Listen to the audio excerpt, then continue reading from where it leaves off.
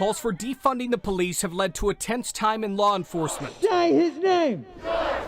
Seattle's police chief Carmen Best quit the same day their city council voted to cut the department by as many as 100 officers. It really is about the overarching lack of respect for the officers. I spoke of the resignation with Cedar Hills Police Chief Eli Reyes. If that's the choice that she's making, I completely understand. Reyes was a finalist for the Seattle chief job that ended up going to Best. It's been unfortunate that many of these truly progressive police chiefs across the country are being put in a position where they're either being forced to resign or making that personal decision to resign. Resignations and retirements are a concern nationally. We've had more police officers retire this year at this point than we have in the last 30 years. Manny Ramirez is the president of the Fort Worth Police Officers Association. Just last year, we saw a 60% decrease in the number of applications around the nation to become police officers, and we know it's going to be far worse this year. But demonstrators continue their fight. I'm excited that we're being listened to. Hamza Khan was among those arrested in June on the Margaret Hunt Hill Bridge. The defund movement,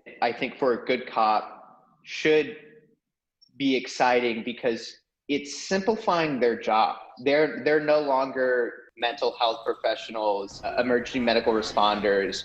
We're letting them just be cops. So as cities consider reimagining how they spend money on public safety, they face a balancing act. Enough is enough! Hoping to please protesters in the community while keeping the good cops around. I just hope for the sake of our country, for the sake of America, that we see that spread across the nation where that support for police comes back. In Fort Worth, I'm Alex Rozier.